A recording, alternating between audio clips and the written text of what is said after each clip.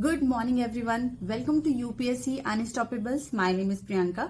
आज के इस वीडियो में हम बात करेंगे important articles of the day.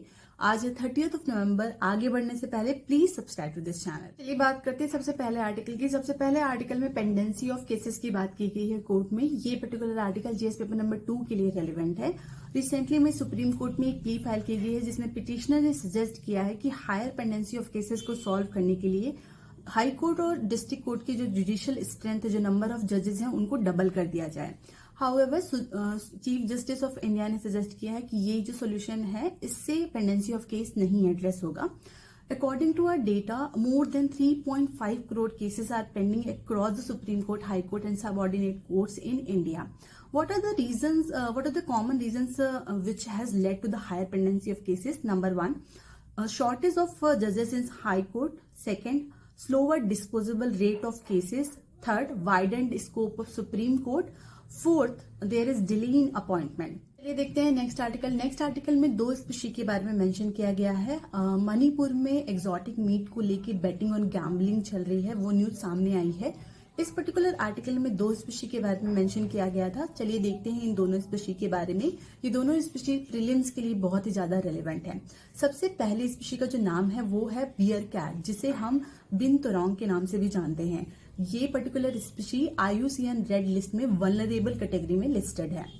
Second species के बारे में बात की गई है जिसका नाम है ग्रे बेलिड ट्रैगोफॉन। इसे ब्लाइड ट्रैगोफॉन के नाम से भी जाना जाता है। This is an state bird of Nagaland. ये भी IUCN रेड लिस्ट में वल्नरेबल कैटेगरी में लिस्टेड है।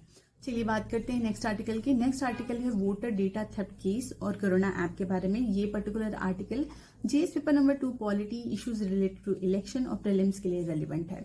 रिसेंटली में कर्नाटका के एक एनजीओ का केस सामने आया है। उस एनजीओ को परमिशन दी गई थी कि वो डोर टू डोर कैंपेन करके लोगों के बीच में एक अवेयरनेस जनरेट कर सके, एक वोटर एप्लीकेशन ऐप जिसका नाम है Garuda.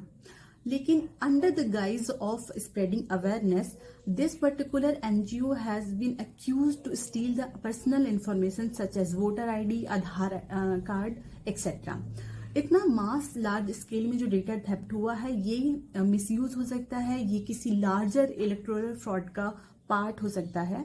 And such mass collection of data is also violation of right to privacy as defined by Puttaswamy case.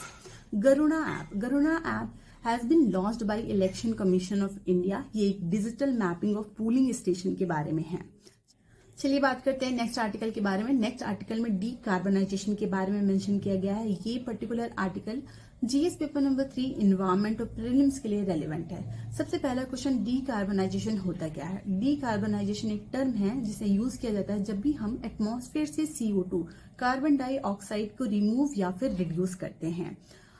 इस पर्टिकुलर आर्टिकल में carbon capture, utilisation and storage technology के बारे में बात किया गया है। ये टेक्नोलॉजी डीकार्बोनाइज करती है इमिशन को।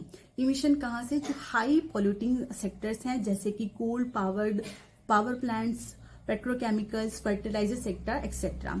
ये इमिशन से कार्बन डाइऑक्साइड को कैप्चर करते हैं, उसे रीयूज किया जाता है या फिर स्टोर किया जाता है ताकि वो एटमॉस्फेयर में एंटर ना हो सके। नीति आयोग ने ये सजेस्ट किया है कि इस टेक्नोलॉजी को प्रॉपरली इम्प्लीमेंट करने के लिए एक पॉलिसी फ्रेमवर्क की रिक्वायरमेंट है। इंडिया जो है वो वर्ल्ड का 3rd largest carbon dioxide emitter है।